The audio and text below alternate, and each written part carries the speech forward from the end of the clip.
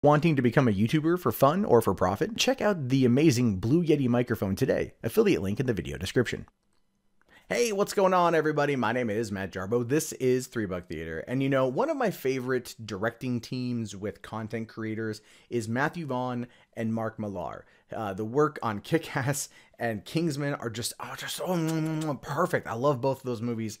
And so do a lot of other people. And I think that's one of the things that tied into this particular announcement this morning, where Netflix acquires Kingsman and Kick-Ass comic publisher Millarworld. Now, Millarworld is Mark Millar's publishing company, it's founded by Mark Millar, and it's produced and spawned stories like Kick-Ass, Kingsman, and Old Man Logan. Old Man Logan, while served as kind of like the basic setting for Logan earlier this year, they were wholly different, both excellent in their own right, still just vastly different. Now, Netflix and Millar will work together to bring Millarworld's portfolio of character franchises to life through films, series, and kid shows exclusively to Netflix global subscribers. The company will continue to create and publish new stories and character franchises under the Netflix label. Now, that's fascinating for a multitude of reasons. One, Netflix is getting into the comics game. Why?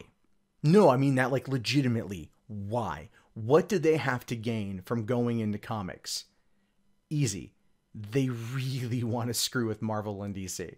And they know that when it comes to comic book properties that are popular in pop culture and like financially and theatrical otherwise shit, compared to those two, DC and Marvel, Mark Millar is kind of the guy you go to. He's been that way for a while now. And this is smart on their part, bringing that all in-house. People want this kind of content. They like it. And if it's brought to Netflix, it's going to be smart on their particular part.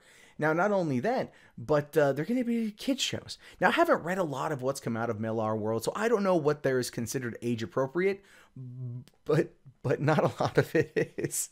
But they want to do films, series, and kids shows. And it really goes to show you that they are wanting to compete with not only Marvel and DC as a whole, but they also want to compete with them on a television side of things too. They want to take on Agents of S.H.I.E.L.D. They want to take on the CW shows. They want that. They want to battle it out with these companies. And that's good because that breeds competition. And through competition, we as a consumer will tend to do better. So while the terms of the deals were not disclosed, the move does reflect Netflix's ambition to own and develop intellectual property, which is so true. We know that they're $20 billion in debt, which is insane considering they pull in $100 million a month. Or no, way more than that. 100 million users times $10 a month is a lot more money. They make cash hand over fist, which is surprising that they're not profitable yet. But they're also spending a lot of money on content, and so they're in a growth phase. So they're just like, screw it, whatever, Mark Millar did say here that as creator and reinventor of some most memorable stories and characters in recent history, ranging from Marvel's Avengers to Millarworld's Kick-Ass, Kingsman, Wanted, and Reborn franchises, Mark is as close as you can get to a modern-day Stan Lee. I'm sorry, this is not Mark Millar said this. Ted Sarandos said this. We can't wait to harness the creative power of Millarworld to Netflix and start a new area of global storytelling, which again says to me that they want to compete with the big guys, or they want to do it in their way. And Netflix at this point is kind of like Marvel in terms of the MCU. It's like the golden touch. Anything they touch turns to gold. And even though some things on Netflix may not pan out as well as others, it still is better received than a lot of crap on TV. So it shows you that they know precisely the kind of content that they make, the kind of content people want to see, and they want to become their own brand. They want to just be full of their own original content and not have to go and pay licensing fees to the other studios in order to get their content, which I am both for and against, because I like the fact that they're making the original content that is sublime, but also I like it because on Netflix I do get to watch a lot of smaller content that I wouldn't get to see otherwise. So there's that too. Now, Millar did add here, this is only the third time in history a major comic book company has been purchased at this level. I'm so in love with what Netflix is doing and excited by their plans. Netflix is the future, and Millarworld couldn't have come to a better home, or couldn't have a better home. Now, just think about this for a second. What Netflix-owned properties do you think are going to go to Millarworld? because that's also going to be part of the deal. Stranger Things, Orange is the New Black, maybe Narcos, a bunch of these Netflix-owned properties are going to probably end up getting their own comic book run through Millarworld, and they're going to be able then to cross-promote that way and use it as a better way to kind of take over. And to be fair, at Comic-Con this year, there was way more Netflix presence than ever before. Netflix had panels in Hall H. Netflix had panels in Hall H. I went to the Defenders panel, saw the first episode. Totally missed Stranger Things. Super ticked off about that. But I saw the trailer and I was happy.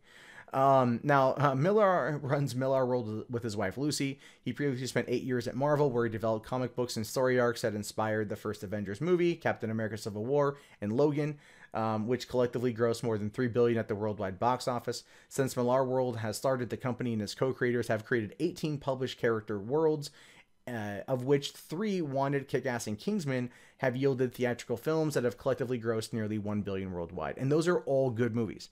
Yes, even Kick-Ass 2, I'm going to put that on there. I like Kick-Ass 2. I'd love to see them do Kick-Ass 3. Now, the thing with the deal that I don't know how much of this deal brings in Kingsman and brings in Wanted and brings in Kick-Ass. Because if I remember correctly, both Wanted and Kick-Ass were both distributed by Lionsgate. And Wanted was Universal. I think Wanted was Universal.